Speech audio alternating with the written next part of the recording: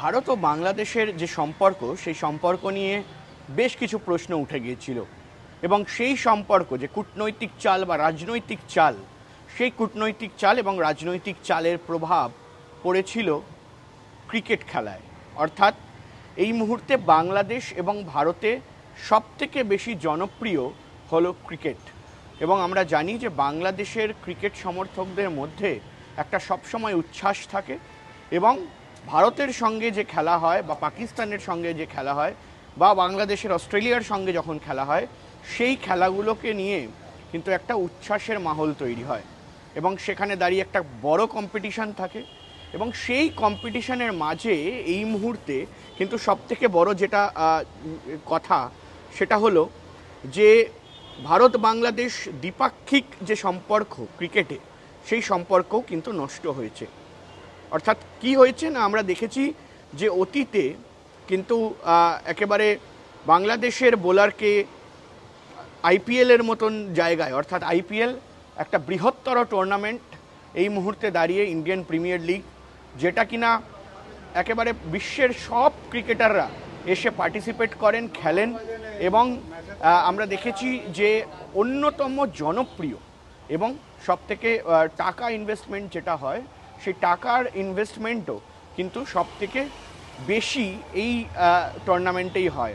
কোটি কোটি টাকার একেবারে বলা যায় যে আইপিএলে নিলাম হয়, অকশনে প্লেয়ারদের টাকা দেওয়া হয় এবং সে জায়গায় দাঁড়িয়ে কিন্তু আমরা অতীতে দেখেছি যে কেকেআর অর্থাৎ কলকাতা নাইট রাইডার্স যখন বাংলাদেশের সঙ্গে দ্বিপাক্ষিক সম্পর্ক নষ্ট হতে শুরু করে, যখন বাংলাদেশের সঙ্গে আমরা দেখেছি যে ভারতের দ্বিপাক্ষিক সিরিজ তারা খেলেনি, তারা ওয়ার্ল্ড কাপে বাংলাদেশ পার্টিসিপেট করেনি কারণ ভারতে ওয়ার্ল্ড কাপ হয়েছে বলে।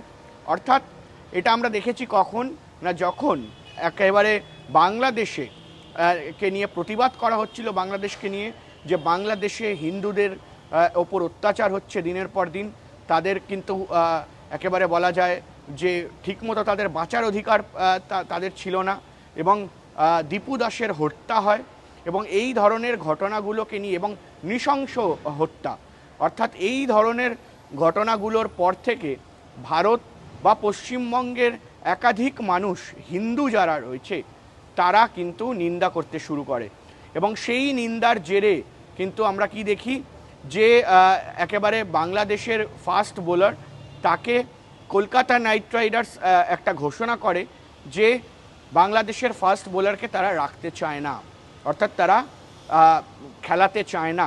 এবং সেটার পর থেকে কিন্তু আরও উত্তাল পরিস্থিতি তৈরি হয় এবং কূটনৈতিক এবং রাজনৈতিক মহলে ভারত বাংলাদেশের মধ্যে এবং একটা বিচ্ছেদের সৃষ্টি হয়। কোথাও গিয়ে তখন ইউনুস তার যে কার্যনির্বাহী যে সরকার, সেই সরকার তারা চালাচ্ছিলেন এবং মোহাম্মদ ইউনুসের তরফ থেকে এবং তাদের যে মন্ত্রিসভা, মানে অ্যাক্টিং মন্ত্রিসভা ছিল, তাদের তরফ থেকে বিসিবিকে বলা হয় যে যেহেতু বাংলাদেশের ক্রিকেটারকে আইপিএল থেকে বাদ দেওয়া হয়েছে, তাই বাংলাদেশ ওয়ার্ল্ড কাপ খেলবে না এবং টি20 ওয়ার্ল্ড কাপের যে আসর, সেই আসর ভারতে যে বসেছিল, সেই ওয়ার্ল্ড কাপ তারা খেলবে না, অর্থাৎ তারা সেটার বিরোধ প্রদর্শন করে এবং তারা বলে যে তাদের যে ম্যাচগুলো রয়েছে সেই ম্যাচগুলোকে অন্য দেশে দিতে হবে বা তারা ভারতের সঙ্গে যে ম্যাচটা পড়েছে সেই ম্যাচে তারা অংশগ্রহণ করবেন না। অর্থাৎ এই ধরনের কূটনৈতিক চাল দেওয়ার চেষ্টা করে বাংলাদেশ সরকার। আমরা দেখি বাংলাদেশের ক্রীড়া মন্ত্রী যে দায়িত্বে ছিলেন, তিনিও বিশেষভাবে মুখ খোলেন এবং তার পাশাপাশি আমিনুল ইসলাম বুলবুল, অর্থাৎ বাংলাদেশ ক্রিকেট বোর্ডের তৎকালীন সভাপতি যিনি ছিলেন, তিনিও কিন্তু বলেন যে এটা দেশের ব্যাপার, দেশের কূটনৈতিক ব্যাপার, রাজনৈতিক ব্যাপার, অর্থাৎ সে কারণে দেশের ওপরে আস্থা রেখেই কিন্তু তারা ক্রিকেট না খেলার সিদ্ধান্ত নিয়েছে ভারতের সঙ্গে। এবং ঠিক তারপর আমরা কি দেখি যে ভারতের যে দ্বিপাক্ষিক সিরিজ হওয়ার কথা ছিল 2025 সালে, সেই দ্বিপাক্ষিক সিরিজে ভারত বাংলাদেশে খেলতে যায়নি শুধুমাত্র এই সম্পর্ক বিচ্ছেদের জন্য এবং মহিলা দল তারাও কিন্তু পার্টিসিপেট করেনি। অর্থাৎ সে জায়গায় দাঁড়িয়ে এই বৃহত্তর একটা অডিয়েন্স যে রয়েছে ক্রিকেটের, সেখান থেকে বাংলাদেশ একটা বার্তা দিতে চায় যে তারা ভারতের সঙ্গে খেলবে না, ভারতের সঙ্গে তারা বিরোধ প্রদর্শন করছে। কিন্তু কোথাও গিয়ে এই যে রেভিনিউ লস, সেই রেভিনিউ লসটা কাদের? মূলত এই মুহূর্তে দাঁড়িয়ে একেবারে হাসির খোরাক হয়ে উঠছে বাংলাদেশ ক্রিকেট বোর্ড। কারণ যেভাবে আইসিসি তাদেরকে সুযোগ দিয়েছিল, বলেছিল শ্রীলঙ্কায় খেলতে, এবং সেইখানে কিন্তু তারা শ্রীলঙ্কায় খেলেনি, অর্থাৎ তাদেরই লস হয়েছে। এবং যে চালাকি বা যে এই মুহূর্তে দাঁড়িয়ে একেবারে একটা বড় কূটনৈতিক বিষয় নিয়ে চাল দেওয়ার চেষ্টা করেছিল বাংলাদেশ ক্রিকেট বোর্ড বা বাংলাদেশ সরকার, সেটা পুরোপুরিভাবে ফেল হয়। অর্থাৎ তারপর থেকে এই 2025 সালের যে দ্বিপাক্ষিক সিরিজ ছিল, সেই দ্বিপাক্ষিক সিরিজে কিন্তু একেবারে খেলতে দেখা গেল না ভারতকে, এবং সেখানেও একটা রেভিনিউ লস হলো। অর্থাৎ বাংলাদেশ তারা ভারতের বিরুদ্ধে একটি বড় টিম ক্রিকেট ওয়ার্ল্ডে, অর্থাৎ সে জায়গায় দাঁড়িয়ে বাংলাদেশ কিন্তু খেললো না, এবং যে লড়াই ভারতের সঙ্গে হতে থাকে সেই লড়াই তাদের অডিয়েন্সরা দেখতে পেল না, এবং একাধিক লসের সম্মুখীন হতে হলো বাংলাদেশকে। এবার 2026 সালের সেপ্টেম্বর মাসে কিন্তু এই খেলা হওয়ার কথা, এবং কোথাও গিয়ে জানা যাচ্ছিল যে বাংলাদেশ তারা চাইছে একটি উইন্ডো যেখানে ভারত খেলতে যাবে। কিন্তু মজার বিষয় হলো যে ভারতের তরফ থেকে বা ভারতীয় ক্রিকেট বোর্ডের তরফ থেকে এখনও পর্যন্ত কোনো রকম সিদ্ধান্ত হয়নি।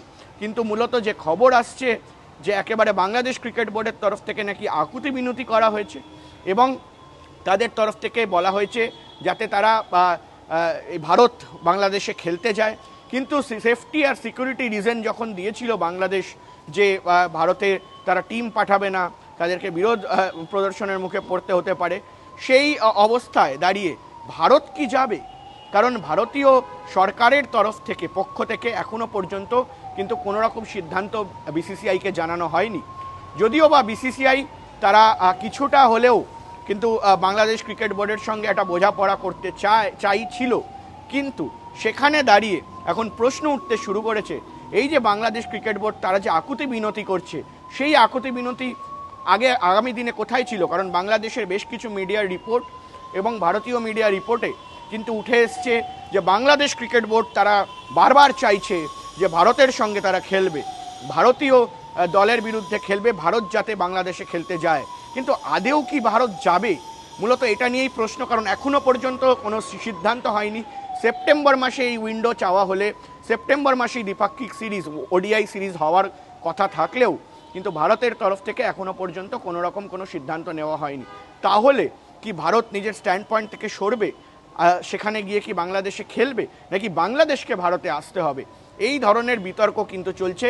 কিন্তু বিতর্কের মাঝে যে পাকিস্তান বাংলাদেশকে যে জায়গায় ঠেলে দিয়েছিল বা পাকিস্তানের সহায়তা নিয়ে যে জায়গায় চলে গেছিল, সেখানে আলটিমেটলি বাংলাদেশের কিন্তু একটা বড় রেভিনিউ লস হয়েছে, এবং সেখানেই একটি বিষয় যে নিজেরকে হাসির খোরাক করে ফেলেছে বাংলাদেশ। অর্থাৎ সে জায়গায় দাঁড়িয়ে এটা স্পষ্ট যে আগামী দিনে এখন দেখার যে ভারত বাংলাদেশের এই দ্বিপাক্ষিক সিরিজ হয় কি না। আগামী দিনে ওয়ার্ল্ড কাপও রয়েছে, বিভিন্ন ম্যাচ রয়েছে, অর্থাৎ সেখানে দাঁড়িয়ে তারা পার্টিসিপেট করে কিনা, সেটাই এই মুহূর্তে সবথেকে বড় বিষয়।